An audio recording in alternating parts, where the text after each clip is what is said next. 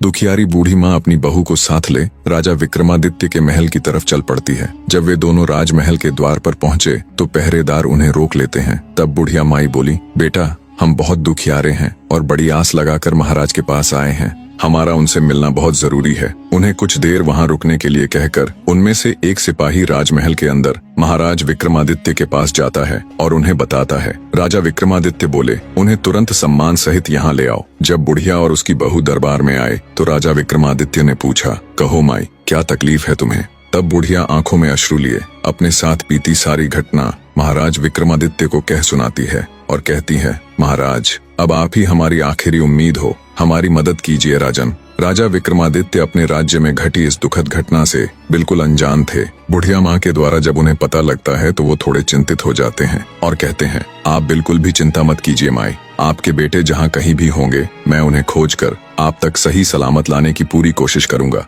राजा विक्रमादित्य का आश्वासन मिलने पर बुढ़िया माँ और उसकी बहू को कुछ राहत मिलती है। राजा विक्रमादित्य बोले, माई आप अपने घर लौट जाएं, भगवान ने चाहा तो जल्दी ही आपके दोनों बेटे आकर आपसे मिलेंगे। राजा विक्रमादित्य अगले दिन पूरी तैयारी कर अपने घोड़े पर सवार हो निकल पड़ते हैं दैत्य दंभिकासुर के ठिकाने की खोज में। चलते चलते वे भी उस साधु महाराज की कुटिया के पास पहुंच जाते हैं। सोचा कुछ देर सुस्ता लिया जाए। घोड़े से उतरकर जब राजा विक्रमादित्य कुटिया के अंदर जाते हैं तो उन्हें देखते ही महात्मा जी प्रसन्न हो जाते हैं और कहते हैं, आओ विक्रमादित्य, बहुत समय से तुम्हारा ही इंतजार था। साधु महाराज की बात सुन विक्रमादित्य चौंक जाते हैं। असमंजस में वे साधु बाबा के पास गए और उनके चरण छूकर उन्हें प्रणाम करते हुए बोले, हे साधु महाराज, अभी आपने कहा कि आपको मेरा ही इंतजार था, मैं उस बात को समझ नहीं पाया, कृपया मुझे और बताए। तब महात्मा जी ने राजा विक्रमादित्य को शुरू से लेकर अब तक का सारा वृतांत कह सुनाया और बोले, बेटा विक्रमादित्य, मैं एक लंबे अरसे से तुम्हारी ही प्रतीक्षा कर रहा था, क्योंकि तुम ही हो जो उस दुष्ट के सभी प्रश्नों के उत्तर देने के साथ साथ उसे मल युद्ध में भी हराने की क्षमता रखते हो। बेटा उस दुष्ट दानव के कारण पता नहीं कितने ही घरों को ताला लग गया। हे वीर श्रेष्ठ, तुम्हारी बुद्धि उसके कपटी प्रश्नों का उत्तर देगी और तुम्हारी वीरता उसके अहंकार को चूर चूर करेगी। तुम्हारे ही हाथों से उसका अंत लिखा है। हे वीर सम्राट, अब तुम बिना देरी किए उस दुष्ट के पास जाओ और अंत कर दो उस नीच दानव का। महात्मा जी के वचन सुनकर राजा विक्रमादित्य के नेत्रों में क्रोधाग्नि प्रज्वलित हो उठी। महात्मा जी से आशीर्वाद ले उनके बताए मार्ग से वे उस धूर्त दानव की गुफा की ओर तेजी से चल दिए। हवा से बातें करते हुए अपने घोड़े की बदौलत राजा विक्रमादित्य कुछ ही देर में दैत्य दंभिकासुर की गुफा के सामने जा पहुंचे। एक बुढ़िया माँ की आस, एक सिद्ध महात्मा का दिव्य आशीष और अनगिनत लोगों की दुआएं ले राजा विक्रमादित्य दैत्य दंभिकासुर की गुफा के बाहर पहुंच जाते हैं। अपने घोड़े से उतरकर जब राजा विक्रमादित्य दानव की गुफा के द्वार के पास गया तो वहां उसने लखन और महेंद्र की पत्थर की प्रतिमा देखी। गुफा के प्रवेश द्वार पर खड़ी उन दो पत्थर की मूर्तियों को देखकर राजा का हृदय विषाद से नहीं बल्कि प्रतिशोध की ज्वाला से धधक उठा। राजा विक्रमादित्य ने गुफा के मुख पर खड़े होकर ऐसी भीषण गर्जना की कि पहाड़ की चट्टानें तक कांप उठी। उठ कपटी राक्षस, तेरे अत्याचारों का हिसाब चुकता करने विक्रमादित्य आया है। जब राजा विक्रमादित्य की गर्जना भरी ललकार दैत्य दंभिकासुर के कानों में पड़ी तो वो सक पकाकर आंखों में क्रोधाग्नि लिए दहाड़ता हुआ गुफा से बाहर आता है और कहता है, आज कौन मूर्ख मेरे हाथों से मरने आया है? आज कौन सा कीड़ा, कौन धरती का बोझ है जो दंभिकासुर को ललकार रहा है? दैत्य दंभिकासुर को देख क्रोधित राजा विक्रमादित्य बोला, ओह तो तू है वो मक्कारी दानव जो देवताओं के वरदान की आड़ में छिपकर लोगों को पत्थर का बनाने के लिए छल कपट से अपने ऊपर आक्रमण करने के लिए उन्हें उकसाता है। दुष्ट राक्षस, क्या मिला तुझे ऐसा करके? पर अब और नहीं, तेरे पाप का घड़ा भर चुका है, तेरा अंत अब ज्यादा दूर नहीं। राजा विक्रमादित्य की आत्मविश्वास भरी बातें सुन दंभिकासुर थोड़ा सक पकाया। राजा विक्रमादित्य बोले, पूछ पापी राक्षस, कौन से हैं तेरे वो 7 सवाल? मैं जवाब देने के लिए तैयार हूँ। राजा विक्रमादित्य की बात सुन दैत्य दंभिकासुर बोला, ओ तो अब तू मेरे सवालों का जवाब देगा कीड़े। अगर तुझ में हिम्मत है तो मुझसे मुकाबला कर। तेरे जैसे कीड़े को तो मैं चुटकियों में मसल कर रख दूंगा। बड़ा आया मेरे सवालों का जवाब देने। दैत्य दंभिकासुर ऐसी ऐसी बातें करके राजा विक्रमादित्य को भी उकसाना चाहता था ताकि वे भी अपना आपा खोकर उस पर हमला करे और पत्थर के बन जाए। पर राजा विक्रमादित्य तो राजा विक्रमादित्य थे। दैत्य की बात सुन राजा विक्रमादित्य बोले, सुन अहंकारी राक्षस, मैं तेरे उकसावे में आकर तुझ पर आक्रमण करने वालों में से नहीं हूँ। मेरा वक्त जाया मत कर और जल्दी से अपने वो सवाल पूछना शुरू कर। ये माया मुझे भी बहुत आती है। इतना कह राजा विक्रमादित्य अपने 4 वीरों को बुलाकर उन्हें बड़े आकार में आने के लिए कहते हैं। विक्रमादित्य के आदेश देते ही पलक झपकते ही उनके 4 वीर प्रकट हो गए और देखते ही देखते अपने विशाल आकार में आ गए। ये देख दैत्य दंभिकासुर ठिठक जाता है। जिंदगी में पहली बार उसे डर का एहसास हुआ। अगले ही पल राजा विक्रमादित्य चुटकी बजा अपने 4 वीरों को गायब कर देते हैं और दैत्य से कहते हैं, अगर मेरी ताकत और माया का छोटा सा नमूना देख लिया हो तो अब बिना वक्त बर्बाद किए अपने सवाल पूछने शुरू कर कपटी दानव।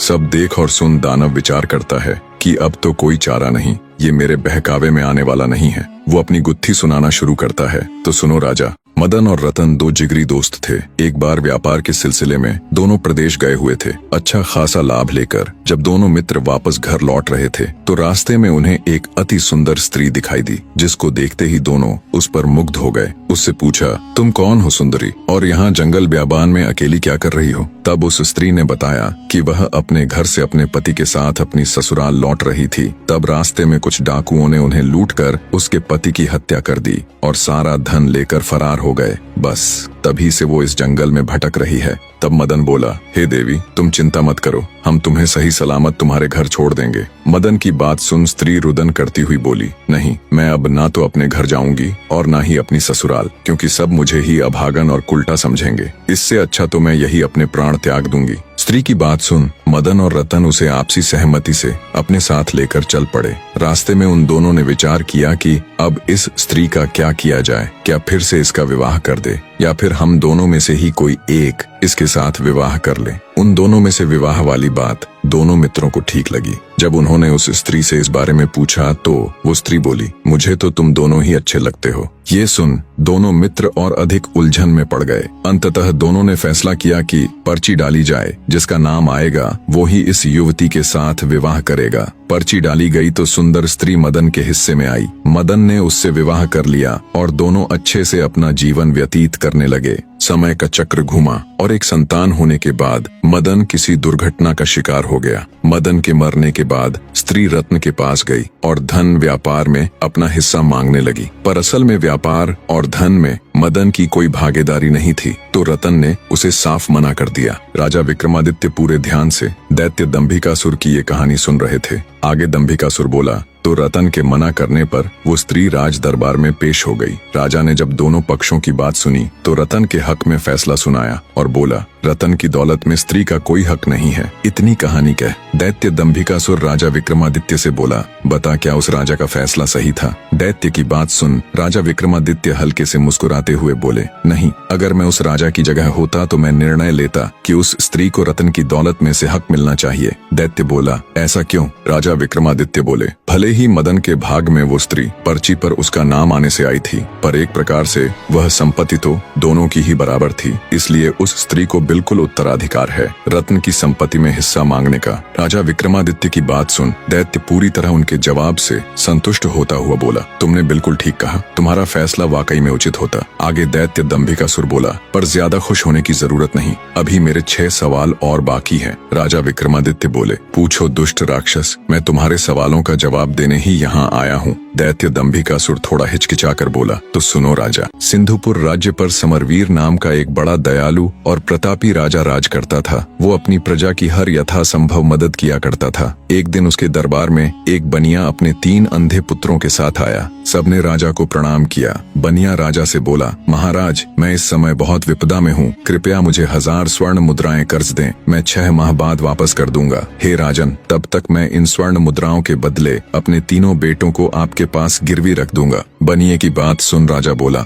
आपके 3 पुत्र तो अंधे हैं, भला ये मेरे किस काम के? बनिया बोला, ऐसा न कहें राजन, मेरे 3 बेटे बहुत गुणी हैं। पहला लड़का घोड़ों की पहचान में अद्वितीय है, दूसरा लड़का आभूषणों का अद्भुत पारखी है और तीसरा लड़का शस्त्रों का पारखी है। बनिए की ये बात सुन राजा को बहुत आश्चर्य हुआ। बोला, पर ये कैसे संभव है? बनिया बोला, महाराज, मेरे बेटे स्पर्श और गंध के आधार पर कार्य करते हैं। अगर इनकी एक भी बात गलत निकले तो आप इनकी गर्दनें उड़ा देना और मेरे आने पर मुझे भी दंड देना। बनिए की बात से राजा समरवीर सहमत हो जाता है। उसने बनिए की मांग के अनुसार उसको 1000 स्वर्ण मुद्राएं दे दी। राजा ने उन तीनों लड़कों के खान पान तथा रहने की उचित व्यवस्था कर दी। समय बीतने लगा। एक दिन एक घोड़ों का व्यापारी राजा के पास आया। उसने एक बड़ा सुंदर घोड़ा राजा को दिखाया। घोड़े की सुंदरता और उसकी कद काठी देखकर राजा का मन ललचा गया। वे उसे खरीदने को तैयार हो गए। घोड़े का व्यापारी बोला, महाराज, एकदम काबुली घोड़ा है, बड़ी मेहनत से आपके पास लाया हूँ,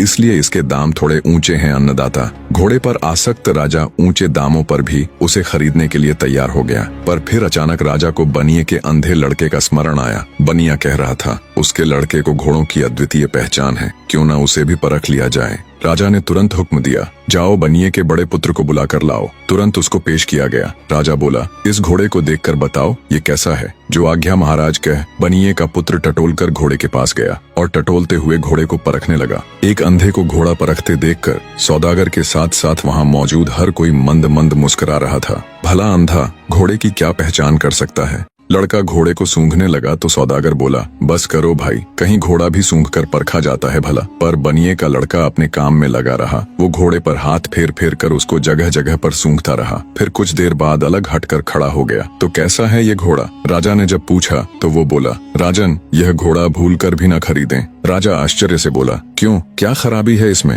राजा की बात का जवाब देते हुए लड़का बोला, महाराज, हाथ कंगन को आरसी क्या, किसी को भी घोड़े के ऊपर बैठाकर परख लें। राजा ने तुरंत एक सैनिक को आदेश दिया। आदेश पाते ही सैनिक घोड़े पर बैठा और उसे चलाने लगा। कुछ दूर तक तो घोड़ा ठीक से चला, फिर घोड़े ने सैनिक को बुरी तरह पटक दिया और हिनहिनाने लगा। ये देख सौदागर आश्चर्यचकित रह गया और बोला, राजन, ये घोड़ा मेरे साथ ऐसा तो कभी नहीं करता। राजा कुछ कहता उससे पहले ही अंधा बोल उठा, तुम्हारे साथ क्या? हर ग्वाले के साथ ये ऐसा नहीं करेगा। तुम ग्वाले हो, गाय भैंस का रोजगार छोड़कर घोड़ों का व्यापार कर रहे हो। हैरान होता हुआ व्यापारी बोला, मैं ग्वाला हूँ, ये बात तुमको कैसे पता चली? अंधा बोला, यह घोड़ा तुम्हारे ही घर जन्मा है, इसके माँ बाप भी तुम्हारे पास ही थे। तुमने इस घोड़े को भैंस का दूध पिलाया है। इसकी महक लेते ही मैं समझ गया था, इसलिए मैंने महाराज को ये घोड़ा खरीदने से मना किया। सौदागर चकित रह गया। बनिए का अंधा लड़का एकदम सच कह रहा था। सौदागर ने हाथ जोड़कर राजा से क्षमा मांगी और चुपचाप अपने घोड़े को ले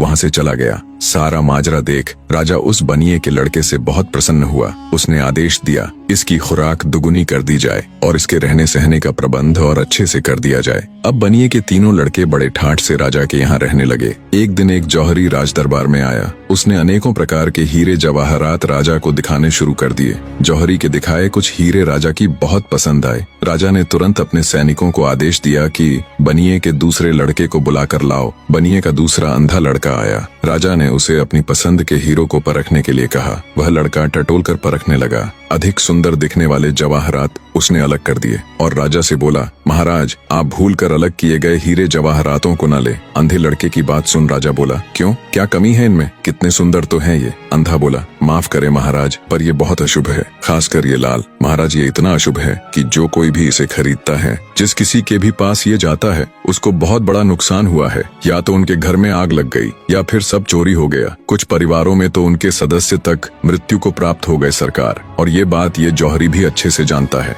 इतना सुनते ही जौहरी को काटो तो खून नहीं, वो तुरंत वहाँ से उठकर भागने लगा तो मौजूद राजा के सिपाहियों ने उसे तुरंत पकड़ लिया। जौहरी हाथ जोड़कर बोला, मुझे क्षमा कर दे महाराज, मुझसे बहुत बड़ी गलती हो गई जो मैं आपके पड़ोसी राजा के कहने पर इन अशुभ रत्नों को लेकर आपके पास चला आया। राजा के गुस्से का कोई ठिकाना नहीं था। उसने तुरंत उस जौहरी को कैद खाने में गिरवा दिया और बनिए के मध्यम वाले लड़के से खूब खुश हुआ। उसकी खूब तारीफ की और आदेश दिया कि इसकी भी खुराक दुगनी कर दी जाए। दो अंधे लड़के अपनी अपनी कारीगरी में सफल हो चुके थे। सबसे बड़े वाले ने अंधा होते हुए भी घोड़े को सूंघकर राजा को एक खराब घोड़ा लेने से बचाया, तो मध्यम वाले ने हीरों को टटोलकर उसे शापित हीरे लेने से बचाया। इसी प्रकार एक दिन राज दरबार में शस्त्र विक्रेता आया और बनिए का तीसरा यानी सबसे छोटा लड़का भी परीक्षा में सफल रहा। उसने भी सिर्फ काम आने वाले बेहतरीन हथियारों को ही राजा के लिए चुना। राजा छोटे वाले से भी बहुत खुश हुआ। उसने हमेशा की तरह आदेश दिया कि इसकी खुराक भी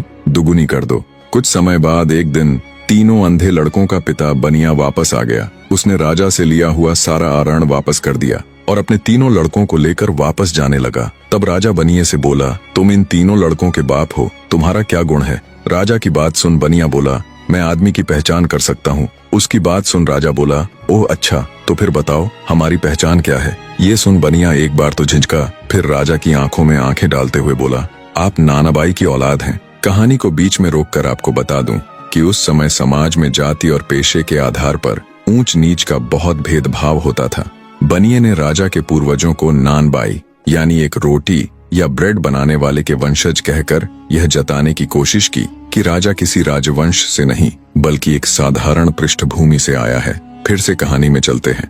आगे बनिया बोला, जब भी मेरे लड़कों ने अपनी अद्वितीय पहचान दिखाते हुए कोई अद्भुत कार्य किया तो आपने उन्हें कोई पुरस्कार न देकर हर बार उनकी खुराक यानी खाना ही बढ़ाया है। इतना सुनते ही राजा के पूरे तन बदन में आग लग गई। क्रोध में अंधे राजा ने हुक्म देकर न सिर्फ बनिए को बल्कि उसके तीनों पुत्रों को भी मौत के घाट उतरवा दिया। इतनी कहानी कह दैत्य दंभिकासुर राजा विक्रमादित्य से बोला, बताओ बनिए को उसके लड़कों समेत मारने वाला राजा पाप का भागी बना या नहीं?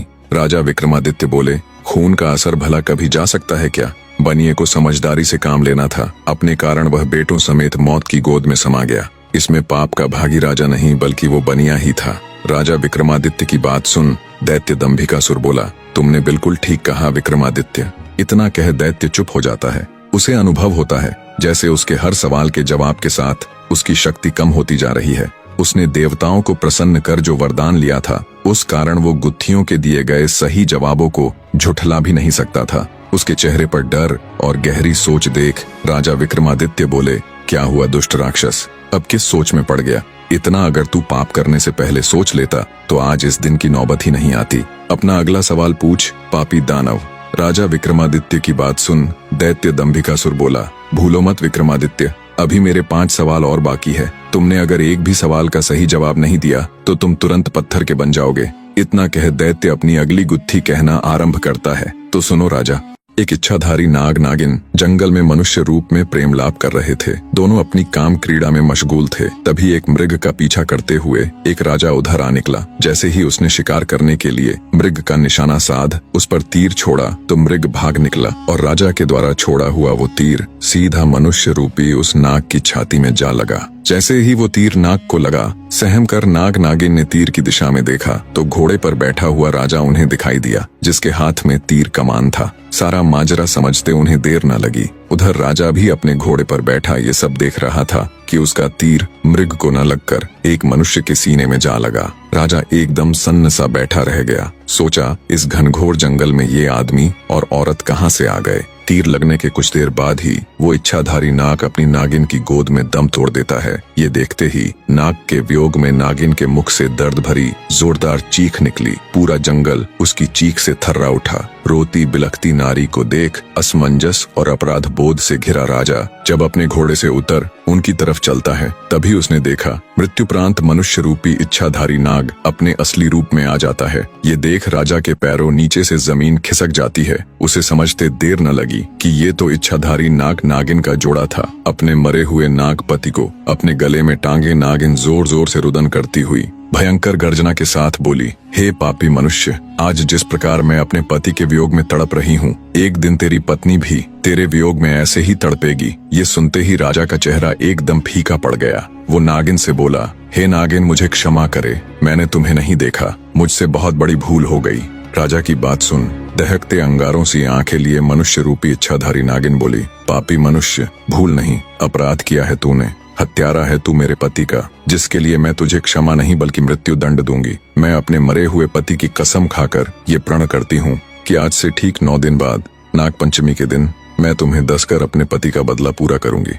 नागिन की बात सुनकर तो जैसे राजा का हृदय फट गया। बेचारा बेबस राजा अत्यंत भरे हृदय से राजमहल की तरफ चल पड़ता है। जब राजा राजमहल गया और रानी ने उसका उतरा हुआ चेहरा देखा तो वो भी उसे देख चिंतित हो उठी। रानी बोली, क्या हुआ महाराज? आप जब से शिकार से वापस आए हैं तब से आपका चेहरा बिल्कुल उतरा हुआ है। ऐसा क्या हुआ महाराज, मुझे बताए। तब राजा रानी के सामने जंगल में हुई पूरी घटना कह सुनाता है। सारी बात सुन रानी भी सन्न रह गई। रानी एक पतिव्रता स्त्री थी। वो बोली, महाराज आप चिंता मत कीजिए, आपको डसने से पहले उस नागिन को मुझे मारना होगा। मेरे रहते मैं आपके ऊपर कोई भी आंच नहीं आने दूंगी। अगले दिन राजा और रानी ने बहुत साधु महात्माओं और विद्वानों से अपनी इस समस्या को साझा किया, पर कहीं से भी उन्हें संतोषजनक हल नहीं मिला। किसी ने कुछ उत्तर दिया तो किसी ने कुछ करने को कहा। इन्हीं सब में 8 दिन गुजर जाते हैं। आज वो 9वां यानी नाग पंचमी का दिन था, जिस दिन वो नागिन राजा को डसने के लिए आने वाली थी। आज इच्छाधारी नागिन के बदले का दिन था। आज वो नागिन राजा को डसकर अपने पति की हत्या का बदला लेने वाली थी। राजमहल में तो जैसे मातम सा पसरा हुआ था।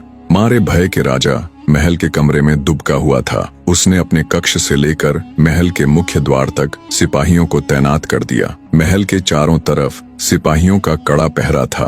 तभी भिक्षा के लिए एक सिद्ध महात्मा जी राजमहल पधारे। महल में पसरा हुआ मातम देख जब महात्मा जी ने द्वारपालों से कारण पूछा तो द्वारपाल ने सारा किस्सा महात्मा जी को कह सुनाया। द्वारपाल की बात सुन महात्मा जी बोले, तुम मुझे फौरन अपनी रानी के पास ले चलो। तब एक द्वारपाल अंदर गया और उसने महारानी को बाहर उस महात्मा के आने का किस्सा बताया। द्वारपाल की बात सुन महारानी खुद ही राजमहल के द्वार पर गई और सम्मान पूर्वक महात्मा जी को राजमहल के अंदर ले आई। उन्हें अच्छे से जलपान कराया और हाथ जोड़कर बोली, हे साधु बाबा, आप हमारी विपत्ति से भली भांति परिचित हो चुके हैं, अब आप ही कोई युक्ति बताएं महाराज। महारानी की बात सुन साधु जी बोले, सुनो बेटी, इसका एक उपाय तो है पर पक्का नहीं है कि वो इच्छाधारी नागिन तुम्हारे पति को छोड़ ही देगी। साधु की बात सुन महारानी बोली, कृपया हमें बताए साधु महाराज, वो क्या उपाय है। तब साधु बाबा ने बताना आरंभ किया, सुनो बेटी, सबसे पहले तो ये महल के चारों ओर जो इतना सख्त पहरा है इसे हटवा दो। जितने भी सिपाही राजा की सुरक्षा में तैनात है उन्हें भी वहाँ से हटा दो। साधु जी की ये बात सुन महारानी के मन में सवाल तो पैदा हुआ,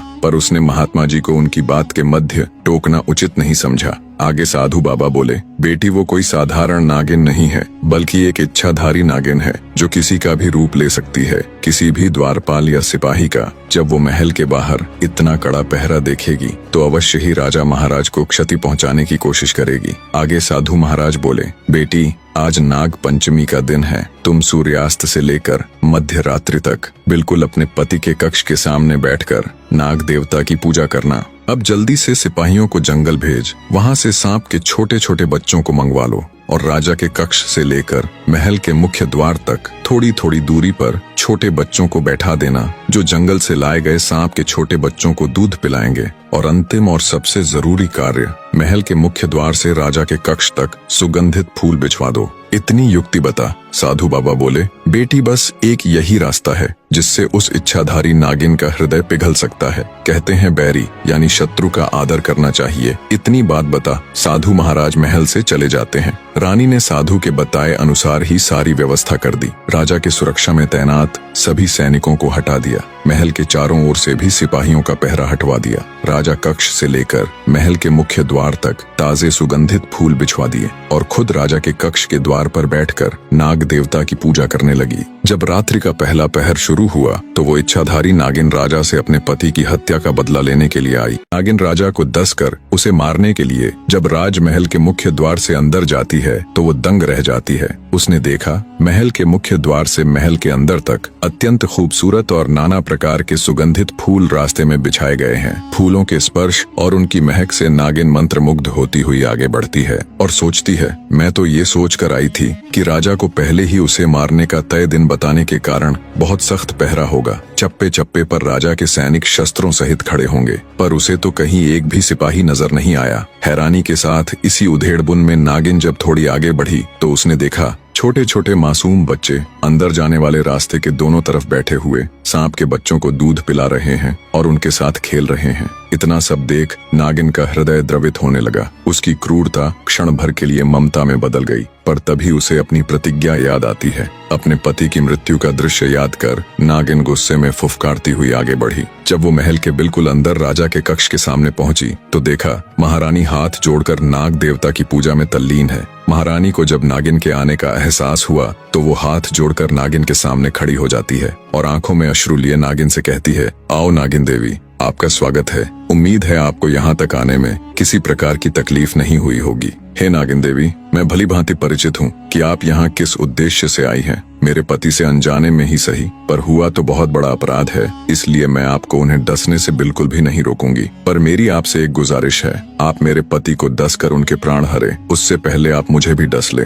मैं एक पतिव्रता स्त्री हूँ, मैं ये कदापि नहीं देख सकती कि मेरे जीते जी मेरे पति को कुछ भी हो जाए। इतनी कहानी कह दैत्य दंभिकासुर राजा विक्रमादित्य से पूछते हैं, बताओ विक्रमादित्य, क्या वो नागिन राजा को डसकर अपने मरे हुए पति की खाई हुई कसम पूरी कर अपनी प्रतिज्ञा निभाएगी या नहीं? दोस्तों, कहानी में आगे बढ़ने से पहले और राजा विक्रमादित्य का जवाब सुनने से पहले ये सवाल आप सबके लिए भी है। दैत्य दंभिकासुर के प्रश्न का जवाब देते हुए राजा विक्रमादित्य बोले, नहीं दुष्ट राक्षस, वो नागिन राजा को नहीं डसेगी, क्योंकि जब उसने महल में प्रवेश करते समय अपना सत्कार देखा और नन्हे बच्चों को छोटे सांपों को दूध पिलाते देखा तो उसका हृदय तो पहले ही पिघल चुका था। बाकी बचा खुचा गुस्सा भी रानी की पतिव्रता देखकर पिघल गया। आखिर थी तो वो भी एक औरत ही। बदले की सीमा से पतिव्रत बहुत आगे निकल गया। और रही बात मरे हुए पति की कसम खाकर बदले की प्रतिज्ञा की, तो नागिन ने पास ही जल रहे पूजा के हवन कुंड में खुद को झोंक कर अपने प्राण त्याग दिए।